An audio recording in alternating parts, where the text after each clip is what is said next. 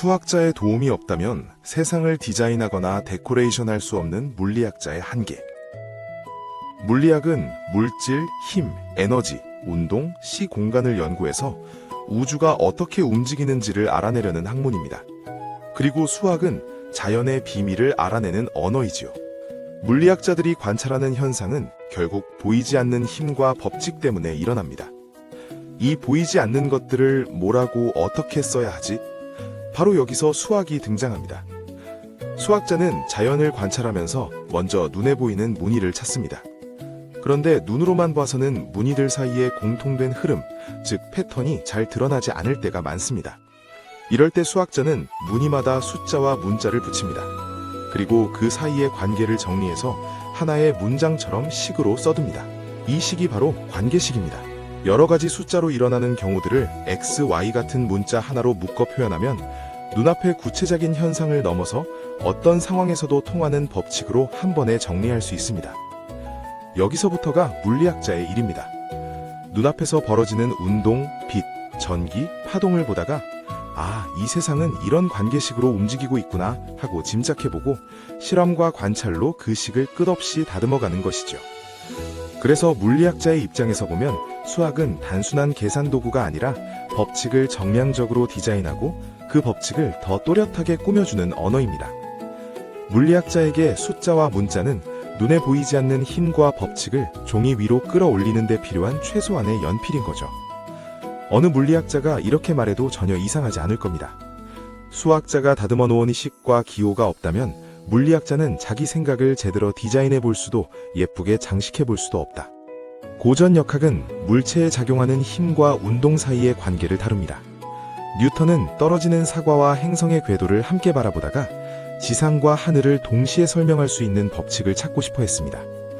그 답을 적어내려가기 위해 그는 미적분이라는 새 수학 도구까지 만들어냅니다.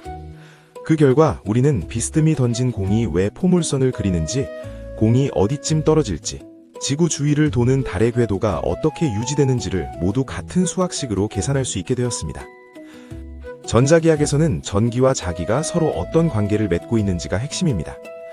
맥스웰은 수많은 실험 결과와 법칙을 4줄짜리 방정식으로 정리해 전기장과 자기장이 사실은 하나의 전자기장이라는 것을 보여주었습니다. 이 방정식을 바탕으로 전파, 레이더, 의료 영상, 스마트폰 통신 같은 기술이 줄줄이 태어났습니다. 한번 세워진 수학식이 오랫동안 새로운 기술을 낳는 씨앗이 된 셈입니다. 상대성 이론으로 가면 수학의 도움은 더 노골적으로 드러납니다. 아인슈타인은 중력이란 힘이 아니라 질량이 시 공간을 휘어지게 만든 결과라는 완전히 새로운 관점을 제시했습니다. 하지만 휘어진 시 공간을 정확히 쓰려면 평평한 공간을 전제로 한 유클리드 기하학만으로는 부족했습니다. 그래서 리만 기하학이라는 이미 수학자들이 따로 발전시켜 놓았던 휘어진 공간의 기하학이 그대로 필요해졌습니다. 수학자들이 먼저 만들어둔 좌표와 도구 위에 물리학자의 아이디어가 올라탄 것이죠. 그 결과가 바로 단 한 줄로 표현되는 아인슈타인의 중력장 방정식입니다. 양자역학의 세계에서는 수학의 존재감이 더 커집니다.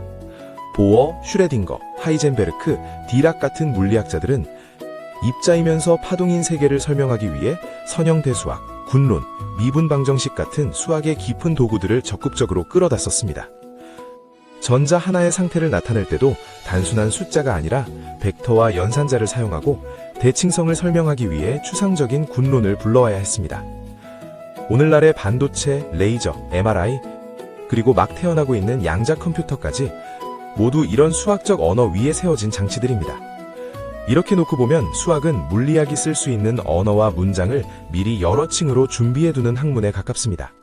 수학자는 자연 속 무늬에서 가능한 구조와 관계식을 넓게 그려보고 물리학자는 그중 어떤 문장이 정말 이 우주에서 쓰이고 있는 문장인지를 실험과 관측으로 확인해가는 것이죠. 물리학자 위그너는 이런 관계를 두고 자연과학에서 수학이 보이는 효용은 거의 믿기 어려울 만큼 놀랍다라고 표현했습니다. 말을 조금 바꾸면 이렇습니다. 수학은 자연의 비밀을 읽어내는 언어이고 물리학은 그 언어를 통해 우주가 어떻게 움직이고 있는지 이야기를 만들어가는 작업입니다. 수학이라는 언어가 없다면 물리학자는 머릿속에 떠오르는 우주의 풍경을 말로도 그림으로도 끝까지 붙잡아두기 쉽지 않았을 겁니다. 하지만 수학이 곁에 있는 한 우리는 자연의 비밀을 조금 멀리, 조금 더 정밀하게, 함께 바라볼 수 있습니다.